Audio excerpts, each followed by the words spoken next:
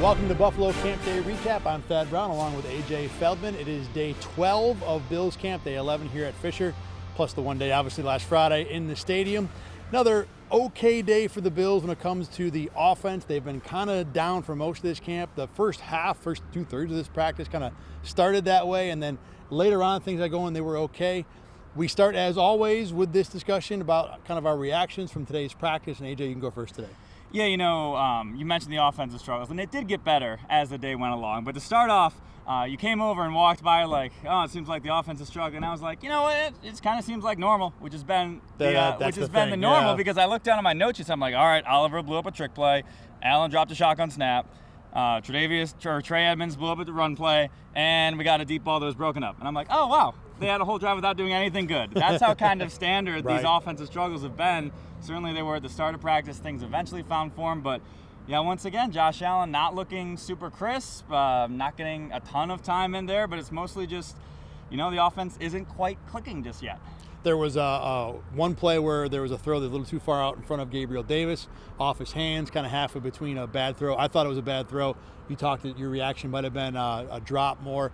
But I think more, the thing that I would be more concerned about, and not that it's a concern, we're exactly 1 month from week one, but there was a situation where the Bills offense faced an all-out blitz. And look, an all-out blitz is going to win a lot. That's kind of the point of it. But all Allen had was a fling in the general direction of Stephon Diggs. It wasn't close. He had another deep ball to Gabriel Davis where really the pass looked like it was to Christian Benford, and Davis did a nice job to break it up, play D-back.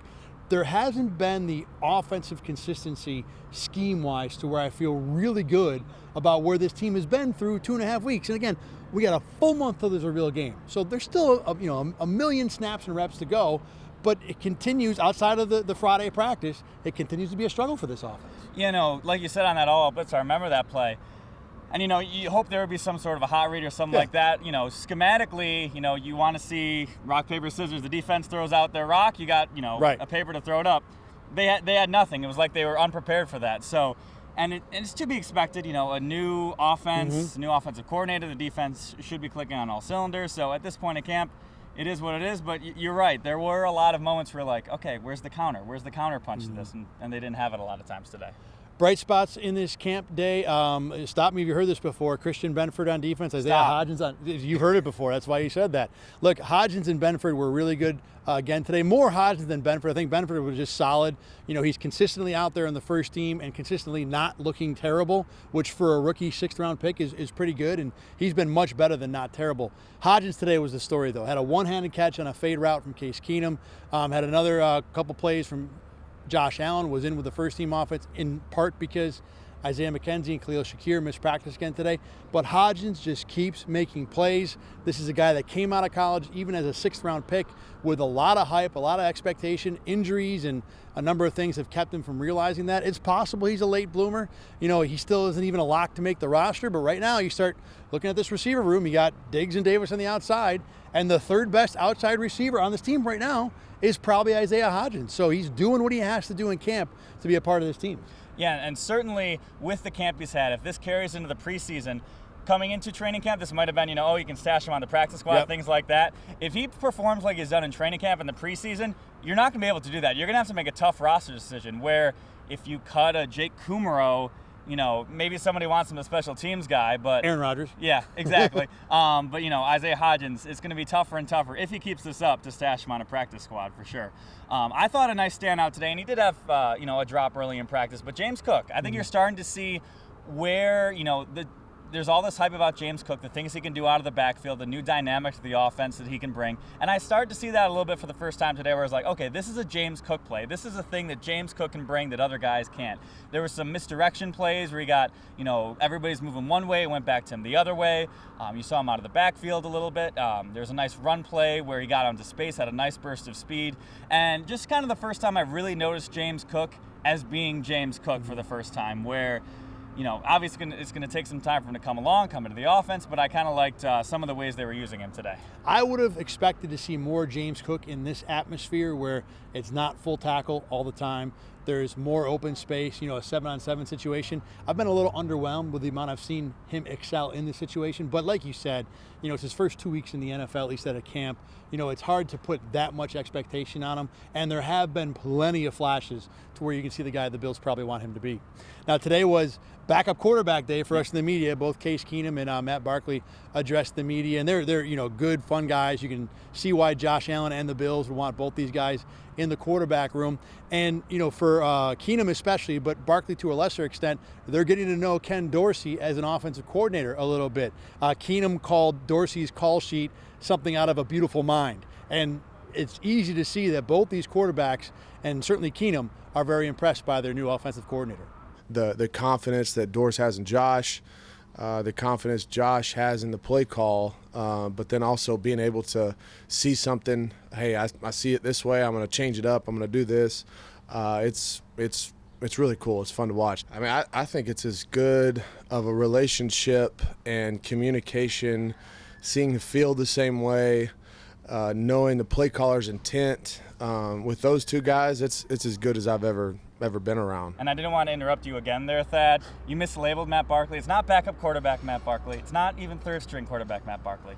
It's 2022 Bills Media Golf Tournament champion Matt Barkley. Yeah, I apologize for that gross oversight. AJ brings that up because it was a team event, and guess who was on the team? One AJ Feldman. I was on the team. Matt Barkley can hit some bombs off the tee, I'll tell you that. Great guy to have in the scramble, that's for sure. One other thing about the quarterbacks, Case Keenum was talking about Isaiah Hodgins and how good of a camp, as we've been saying, that Hodgins has had. And Keenum said that he's looking forward and hopes to get a chance to throw to Hodgins during the preseason games. He said, look, there are some receivers, you just get tingly throwing to them. And he said Isaiah Hodgins is one of them. I don't understand on a team with Stephon Diggs and Gabriel Davis why Hodgins is giving you the tingles, but Keenum's the quarterback. He can reference it how he wants to, and there's no doubt Hodgins has been very good in all the time that Case Keenum has seen him in Buffalo. Now, today was not only backup quarterback day, but it was also Ryan Bates day, and you had a chance to sit down with him today.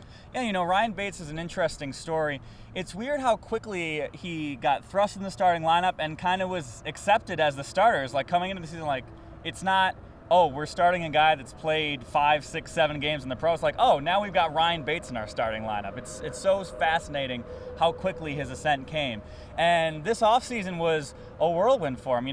He goes from being an undrafted free agent to making his way onto the Bills and being this backup guy to suddenly have, Ryan Poles, Canandaigua guy over at the Bears, calling his name, get a contract sheet. And then the Bills matching it. It was a whirlwind process for him. Obviously, he didn't have a lot of control over it, but eventually things all worked out for him. I kind of had the mindset where I was just whatever happened. Didn't really stress about it because, why stress about something that's out of your control? And so, very fortunate for Ryan Poles and the Chicago coaching staff to have faith in me and, want to be a part of their team. But at the end of the day, I'm very happy to, still be in Buffalo with the guys. And these are my guys. I didn't want to leave them. It sucked in the situation I was having there was an opportunity to leave, and I didn't really want that. I wanted to stay here with the guys. Bates also talked today about how with the offensive line being so beat up, whether or not he's worried about it. He said, look, we're not catching up at all. We've got good depth. He said the walkthrough reps have been valuable, so he's pretty confident where this offensive line is, even though this offensive line has not been on the field together once during this camp. And not only that, they have a new offensive line coach, Aaron Cromer, coming in, who everybody raves about. He's been around the league a long time, and I asked him, what makes him so good? It's just that he's seen all these systems, he's seen all these defensive line. He has just so much knowledge that just getting it out of him, just every single day he's learning something new, and so that'll be exciting to see how he can potentially transform that offensive line coming into this year. We'll also have that Ryan Bates interview coming up for you in a couple days here. Should be a good story coming up there. On News 8, yeah. On News 8, yes. Yeah. RochesterFirst.com as well. Also true. Got to get the digital side. We also had the chance to chat with Cynthia Frelund of NFL Network. She's also the Bills sideline reporter for the preseason games, so you're going to be seeing a lot of her coming up. You'll get to see a little bit of her coming up right now. I'm joined by Cynthia Frelund, an NFL Network analyst who is here at Bills camp. She's also the sideline reporter for the Bills preseason games. I'm very excited. Obviously, it's going to be a whole lot of fun this year. Cynthia, let me start with this, though. This is a Super Bowl favorite, at worst probably, maybe Super Bowl contender at worst. When you come to this camp, as opposed to other camps, is there a different feel? Do you notice, well, I'm coming into, a team that's got expectations and players and talent and stars and all that stuff? I thought you weren't supposed to bring up that S word. We could talk about it here all day. Okay, got it. Well, that S word that you're talking about is certainly a big catalyst for a difference here than some of the other camps that I've been to. Specifically, when you see some of these vets, when they're literally Von Miller danced through the entire practice and was hyping up I shouldn't try to dance on TV ever, hyping up the rest of the defense, but along with Stephon Diggs taking aside some of the young players and this is why we practice, all these yelling, these type of things where you're seeing this chippiness. It's not a angry chippiness, it's a hype and let's go. We have so many things that we need to get done. Let's get them started right now. So you do feel it. It's something special in the air.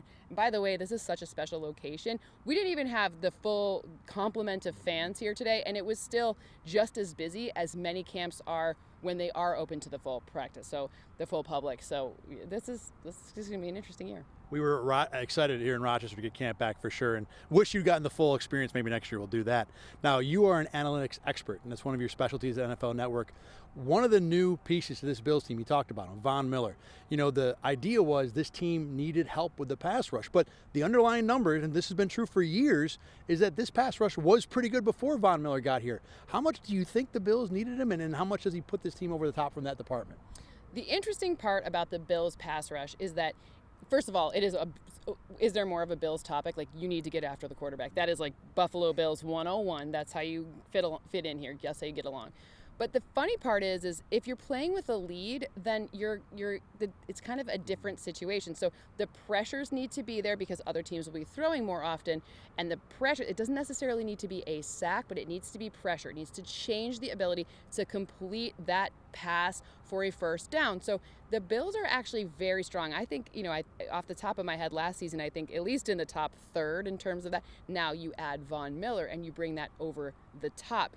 Interesting fact here is the complement of those two safety shells with the Von Miller ability to rush it. That is the specialty. It's that two safety, the multiple defensive backs that we've seen Leslie Frazier use for years now. Other teams have sort of picked up on this note. You rarely see only 4 defensive backs on the field. So the complement of the front with the back, that's going to be the secret sauce because the AFC is a nightmare.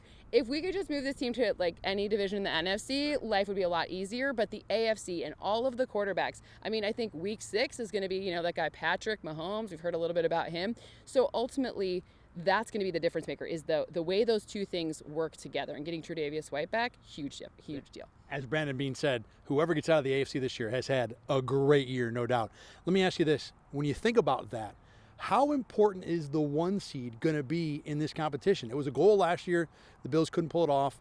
They're probably going to be looking at that again this year. The opening schedule is very tough. Green Bay and the Rams opening night. Yes. Tennessee is in there too. Kansas City again for 6 weeks. Getting that 1 seed, is that going to be the difference in a conference to where on any given Sunday you've got 6 quarterbacks that could win 3 games in a row? Well, you do have a huge advantage now that there's only 1 bye because of the way the new playoff structure goes and a 17-week season. So you do have a longer gauntlet to get through. You're playing more games. There's just more rolls of the dice for something bad to happen, right? So, of course, that 1 seed is going to be a really big deal. I don't necessarily think it will be a deal breaker, especially for a team like this who, have been I'm going to knock on my head as opposed to wood, but soft tissue injuries haven't been something that's been a problem here. And typically those are things you see from training regimens that are not as good. So we're complimenting the training staff here, saying that they've done a really nice job of figuring out the right sets of usage and workloads throughout the season. So yes, it's really important, but it's not the end of the world. I think, get out of the division, figure out how the new, obviously you have a new offensive coordinator and a new system here. Figure out some new things that you can add. Josh is like a video game. You can do whatever you want with him. Let's find some things that are fun. Enjoy it. Enjoy all of those different pieces, and then keep the defense healthy. And it's going to really, to me, it's going to come down to figuring out how to pace things so you're not having to have end of games where it's wild. Let's just pace things and it's nice, get out to a nice lead. I think it's officially the preseason time, so I can say we can get out to a nice lead because I'm employed by the Bills for at least 3 weeks, so we're good here. For the next 3 weekends, you're going to see her on the sidelines for the Bills. Probably not dancing, but you did get to see her dance right here with us. Cynthia Frelund, thanks for joining us. And it's interesting about the pass rush and the analytics because that has been a thing, like she said, for years that the outside, the analytics have been good. The pass rush win percentage has been good. So far, in the last couple of years, it hasn't really translated into pure sacks. Maybe Von Miller pushes them over the edge where that pressure turns into sacks. You know, I don't want to get into a whole analytics discussion here because we could do an hour on this, but when you talk about pass rush win rate, I've always kind of doubted that stat. If you have a secondary that can cover for a long time, I think it's easier to win when the quarterback's got to sit back there. I think it makes it easier to get pressures when you have that kind of secondary ability on your team. Look, I know the underlying numbers say the Bills' pressure has been good, and I will tell you that Jerry Hughes has been a good player the last couple of years. But in terms of being a above average pass rush team, I don't think this Bills team has been that, because they just don't get to the quarterback. You can win rate, until your eyes start to bleed. This team has not been intimidating when it comes to getting to the quarterback. And I think Von Miller was a needed addition because despite the underlying numbers, this is something they've been missing for the last few years. And it's, don't judge me based on what I say, what I do. Do the Bills think they had a good pass rush over the years? Draft picks, Von Miller. So clearly they thought they were missing something there too. Yeah, they don't like the underlying numbers any more than I particularly do. Although I don't want to totally dismiss them. There's definitely a purpose to them. They tell you some part of the story, but I think in this case they're not telling you all of the story, with those numbers. All right, a couple other things from today. Spencer Brown did get worked into team drills a lot more. Yesterday he had 1 rep. Definitively in the team drills. Definitively today, yeah. We weren't sure yesterday, sure. right. He looked okay. He actually had a really good rep against Von Miller at one point that I liked, but still working his way back. That was a good sign. On the flip side, as we mentioned earlier, no Shakir, no McKenzie again today, no Taron Johnson again today. Sean McDermott said they were all kind of still banged up from the practice on Friday at the stadium. Tyrell Dodson did not practice today. End of yesterday's practice, very last play, he came up limping. Didn't really talk to the trainers much. It was the end of practice, so he kind of was just chilling on the field anyway, like the rest of the guys.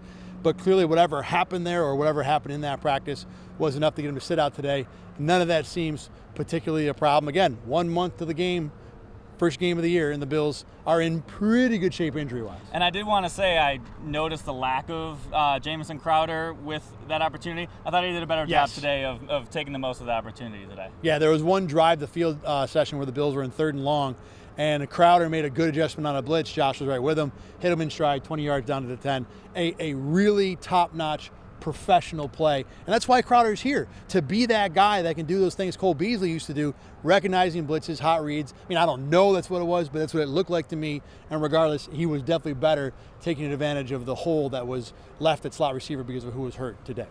All right, that's going to do it for us here on Camp Day Recap. The Bills are off tomorrow. 2 days of camp left here at St. John Fisher. Wednesday and Thursday will be the last 2 practices. Carl Jones in this spot with me on Wednesday. Remember, you can always watch Buffalo Camp Day Recap on RochesterFirst.com. You can listen to it in podcast form on Spotify. For AJ Feldman, I'm Thad Brown. Thanks for listening and watching today, the Buffalo Camp Day Recap.